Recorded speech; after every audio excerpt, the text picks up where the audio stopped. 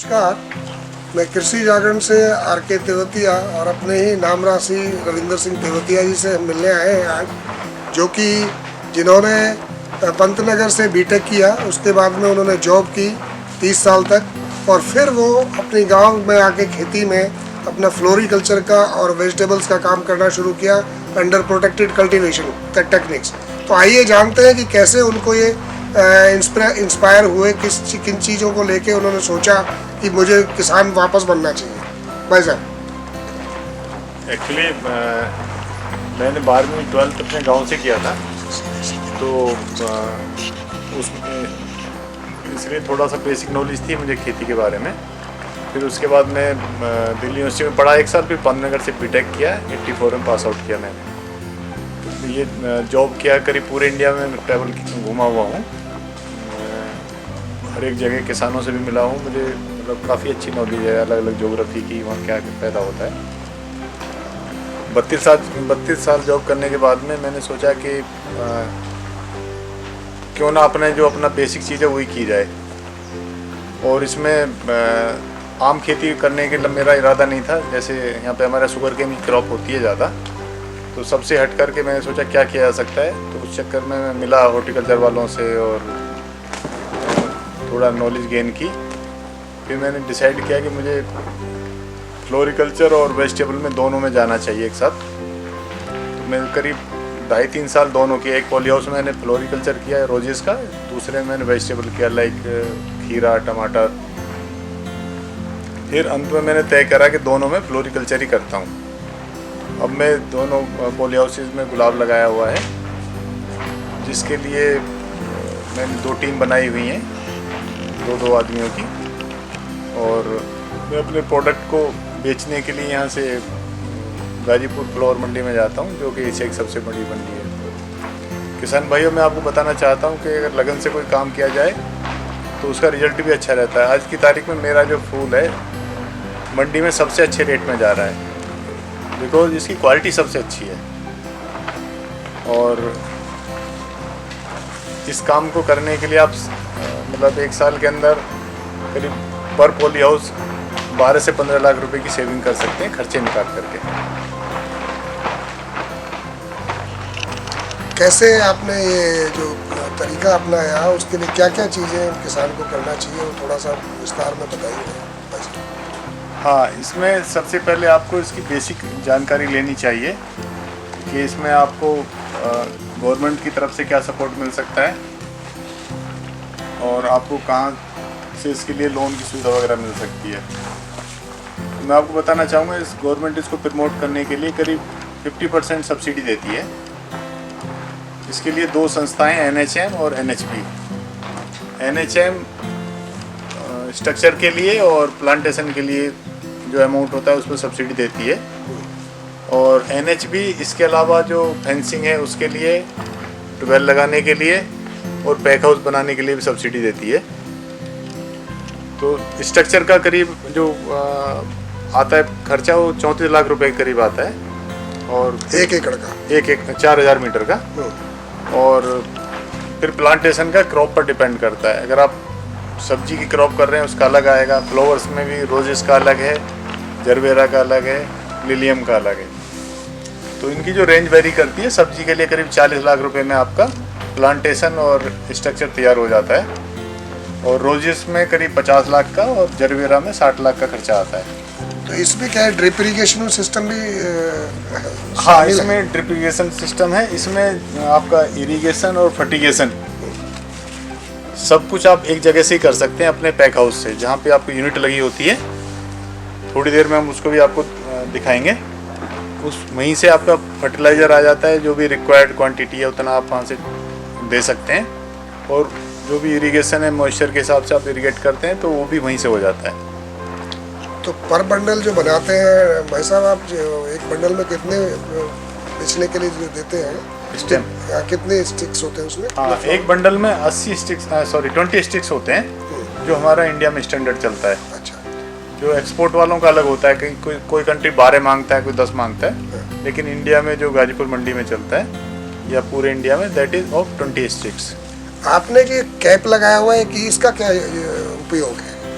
हाँ, कैप का बेसिकली इसको बर्ड कैप बोलते हैं। इससे क्या है कि आप अपने हिसाब से इसको आगे पीछे इसका हार्वेस्ट कर सकते हो। अगर कैप नहीं लगाएंगे तो इस पर आपका कंट्रोल नहीं रहेगा, जब भी ये लेगा आपको ले जाना पड़ेगा। इस पर आप मंडी के हिसाब से थोड़ा इसको आगे पीछे कंट्रोल कर सकते हो। जब रेट अच्छा हो तब इसको हार्वेस्ट कर सकते हो। अच्छा, ये इसमें एडवांटेज रहता है और क्वालिटी बेटर हो जाती है।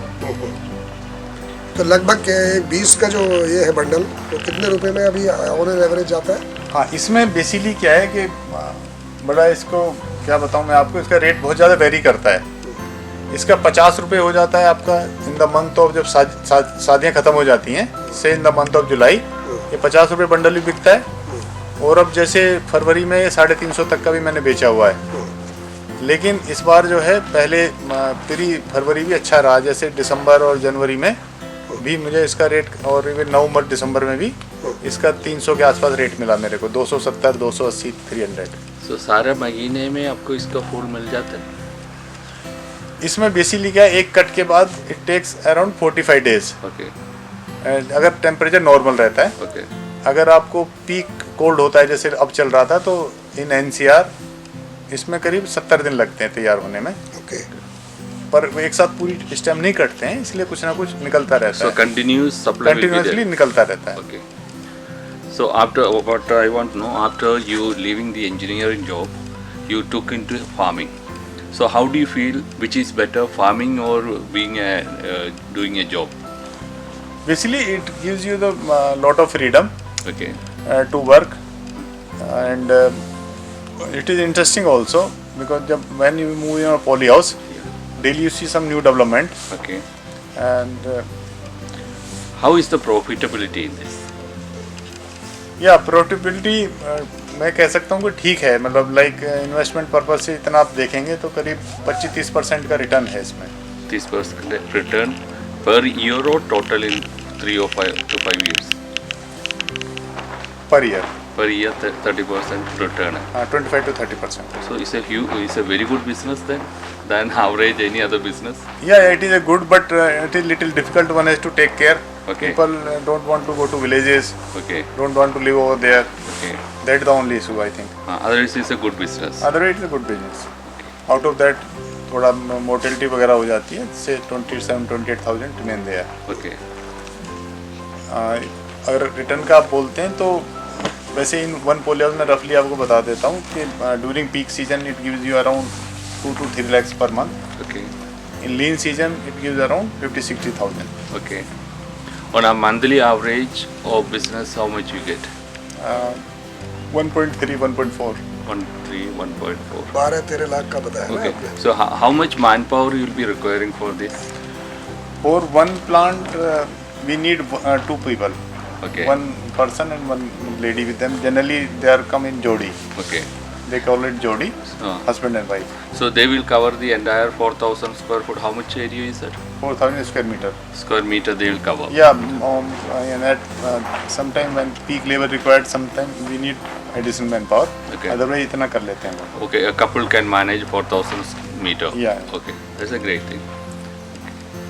So what are the other things you do for the? One is you have kept drip irrigation, and what are the other support system or manure and other things you give for this plant? Yeah, like there are 2 type of combination of fertilizers. Okay. One is in one combination there is one mainly calcium nitrate plus FeAdita for iron supplement, Okay. and 13-0-45, Okay. that is NPK. Okay. One is this combination. Another combination में हो जाता है NPK 19-19-19 Okay. and Barex 12-61-0, Barex 0 बोलते हैं उसको, Okay. और आपका potash and magnesium sulphate MgSO4। Okay. Okay. Supplement में एडिड माइक्रोन्यूट्रिएंट या फिर बोरॉन वगैरह भी ऐड कर देते हैं। Okay. तो basically these are 2 combinations Okay. which are given each combination given twice a week. Twice a week. Okay. ये जो And- भाई साहब पॉली लगाई हुई है ऊपर, ये कितने साल में आप रिप्लेस करते हैं? होली का लाइफ 4 साल के करीब रहता है।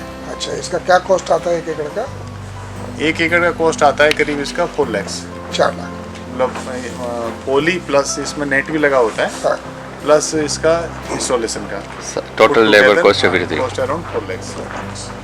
That you will able to recover in first year itself? ये actually question was for replacement, Okay. कितने टाइम बाद रिप्लेस करते हैं. Okay. नहीं, तो जितना- इनिशियल तो ये मैंने जो कॉस्ट बोला ना प्रोजेक्ट का, उसी के अंदर है. 34 lakhs का. Okay, okay, तो okay. 34 lakhs मतलब आपको कितने टाइम में रिकवर कर लिया आपने? जैसे 34 से 50% लेते हैं तो 3 years का हुआ. जैसे ये लगा हुआ है ना, आपको दिखाई दे रहा है वाइट, इसको बर्ड कैप बोलते हैं. It is to protect the bird, और इसका ओपनिंग को कंट्रोल करने के लिए. जैसे मैं आपको दिखाता हूँ, जैसे बर्ड है, मेरे हाथ में बर्ड कैप है, इसको इस तरह से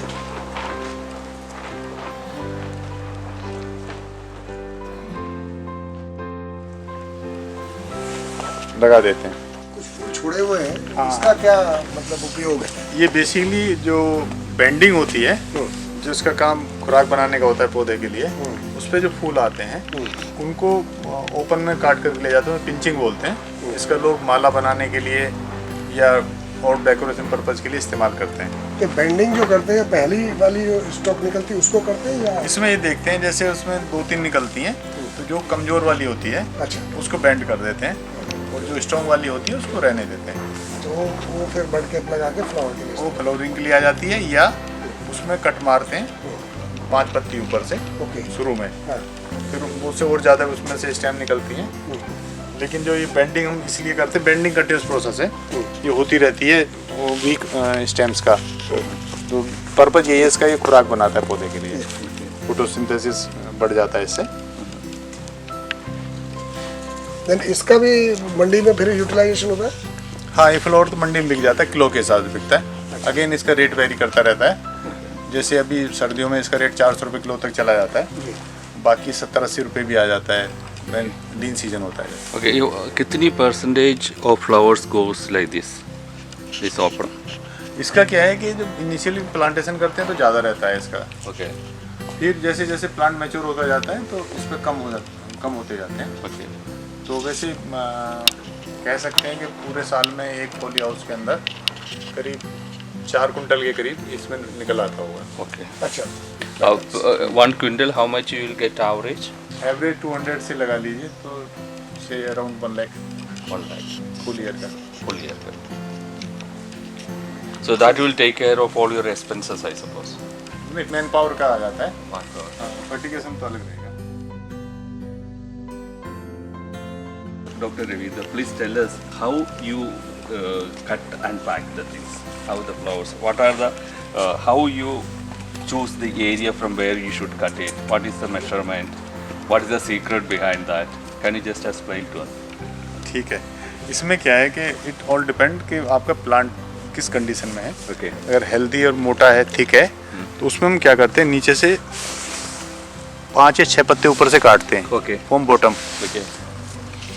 इन दिस केस जैसे ये first, second, third, fourth, fifth, sixth ये आ गया जैसे, Okay. इसको हम यहाँ से काटेंगे. और सेकेंडली हम एक चीज़ और देखते हैं Okay. कि इसका जुड़ा हुआ कटना चाहिए Okay. Close to Okay. This patta. Leaf. Okay, leaf. Okay. अब जैसे ये है, इसमें क्या करते हैं कि हम इनको फिर ग्रेडिंग करते हैं. Okay. इक्वल लेंथ वाले इकट्ठे रखते हैं Okay. और इस तरह 2-3 ग्रेड में बना लेते हैं उसके. और इसमें हम जो आगे वाली रखते हैं आगे की तरफ, इसमें 4-4 लेयर करते हैं. वो मैं आप जहाँ पैकिंग हो रही है बेटर एक्सप्लेन करूँगा. Okay. तो यहाँ से फिर ले जाकर इनको पानी में रखते हैं.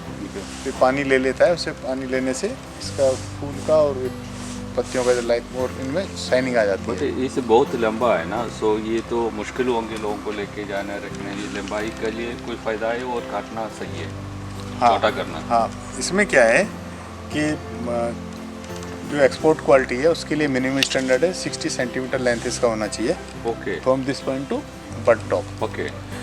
और मैंने यहाँ एक्सपीरियंस किया है मंडी में हाँ. कि जो लोग अपने पास ले जाते हैं स्टोर करने के लिए, ओके. वो लंबा ज़्यादा प्रीफर करते हैं. ओके. बिकॉज वो उसको स्टोर करने के लिए पानी में रखते हैं ओके. At lower temperature. कुछ दिन बाद जब नीचे से थोड़ा उनका ख़राब होने लगता है तो नीचे से कट मार करके फिर दोबारा पानी में रखते हैं. तो जितनी ज़्यादा लंबाई होती है ये उनको हेल्प करता है स्टोरिंग में, ओके. इसलिए वो प्रेफर करते हैं लॉन्ग वन। लंबे समय तक बेचने के लिए काम हाँ जी। अच्छा, इसी हमने देखा सिटी में लोग है ना ये सारा निकालते हैं जब वो पैक करते हैं, हमें वो बना के लेते बुके हैं, वगैरह। तो उसमें एक्चुअली नुकसान होते हैं ना पौधा को, प्लांट फ्लावर को। एक्चुअली वो किस पर्पज के लिए, बुके वगैरह में तो सर्टेनली उसकी लंबाई बुके के अंदर रहनी चाहिए। Okay accordingly they adjust the length. Okay, so with this leaves it is better or removing the leaf it's better to keep? As a मतलब एक For पर्सनल चॉइस long, है। for long life for long live certainly help. certainly help. But generally क्या leaf को इसलिए हटाते हैं कि leaf जो है फूल से पहले थोड़ा खराब होने लगता है, Okay, okay. तो इसको हटाने के बाद में मतलब वो जो खराब पोर्शन है वो दिखाई नहीं देता। कांटे भी हटा देना उसमें। हाँ, कांटे भी हटा देते हैं पकड़ने के लिए। Okay, okay, okay. So what is the life of this flower? जैसे ये फ्लावर है, इसकी लाइफ मेरे हिसाब से depend upon the temperature where you keeping it. Okay. जैसे आजकल विंटर सीजन चल रहा है, it can last 10 days in normal temperature Okay. without keeping it at cooling because temperature is running around 8 to 15 nowadays. Okay, okay.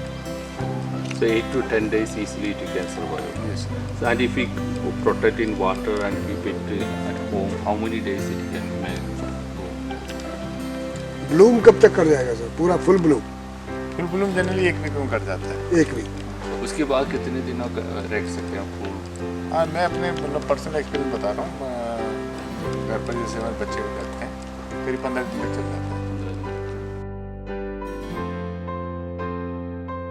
आपने purposely कुछ लगाए हैं या इनका कोई खाली ग्रीनरी है? हाँ, बेसिकली इसमें दोनों चीज़ हैं, इट्स म्यूचुअल। इसमें लाइक देखने में आप लोगों को वैसे अच्छा लग ही रहा होगा ये, लेकिन साथ के साथ इससे पैसा भी मिलता है। लाइक जैसे इसको रायसेना बोलते हैं, इसके पत्ते बिकते हैं। इसमें जितना बड़ा पत्ता होता है उतनी ज़्यादा आपको पैसे मिलते हैं। इसमें 20 पत्तों का एक बंडल बनता है।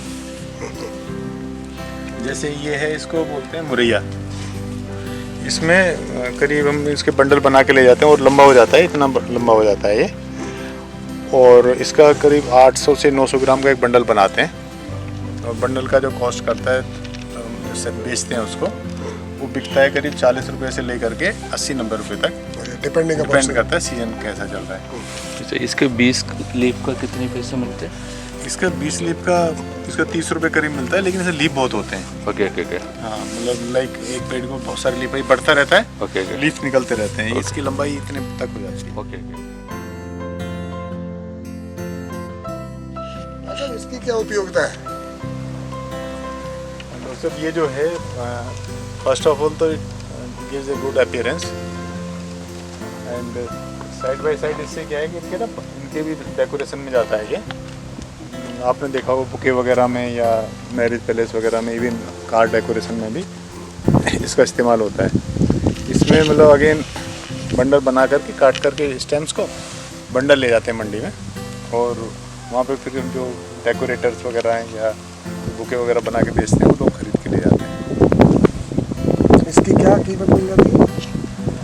इसकी कीमत करीब 30 रुपीज़ बंडल जाता है। अच्छा। हाँ, अगर वजन के हिसाब से मिलता है?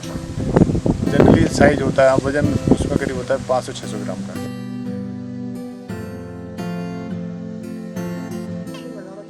इसकी क्या उपयोगिता है? इसका क्या है कि इसमें एडेसिव लगा देते हैं, हाँ। और जो भी इंसेक्ट वगैरह होते हैं खेत के अंदर, वो उस पर चिपक जाते हैं। उससे मालूम पड़ जाता है कि खेत में कौन सी बीमारी है।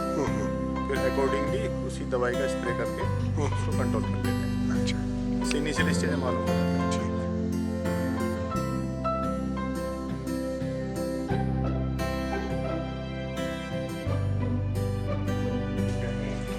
इसमें क्या है, मैं पहले इसका थोड़ा इसके बारे में बता देता हूँ।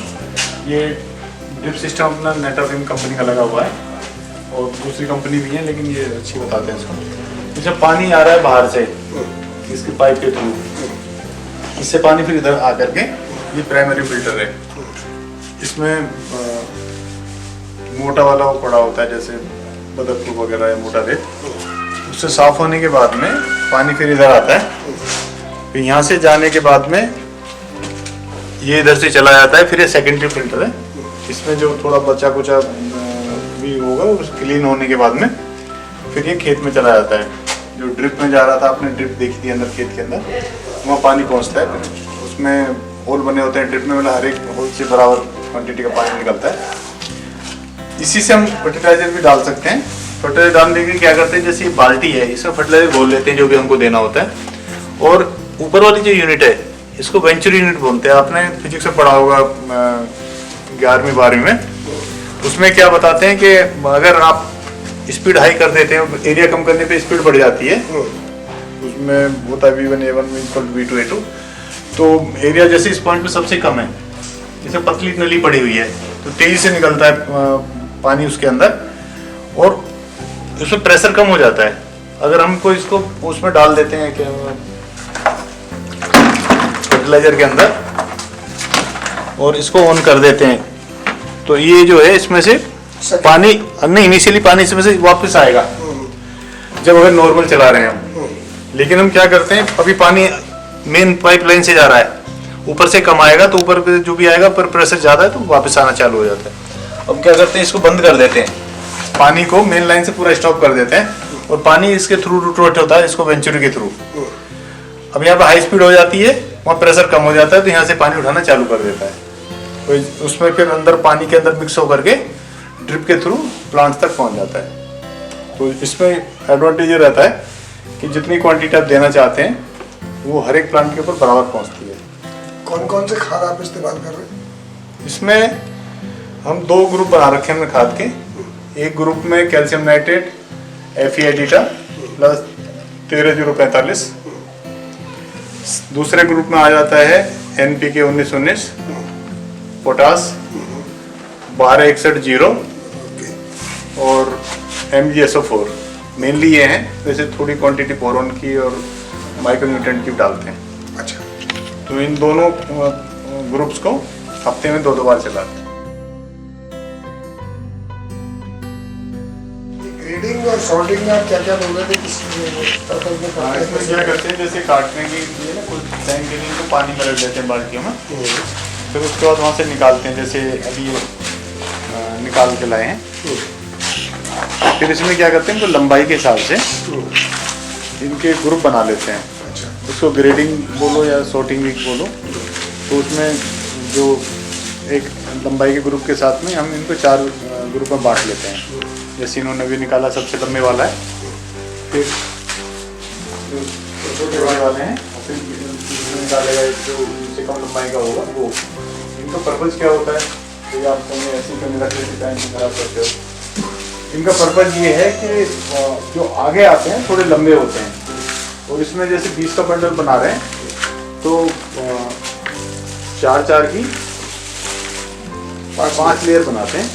3 लेयर आगे रहती हैं और 2 लेयर पीछे रहती हैं। जो पीछे वाली लेयर होती है उनकी रिलेटिवली थोड़ी सी लंबाई कम होती है, तो उनको जो कम लंबाई वाले हैं उनको उधर लगाते हैं।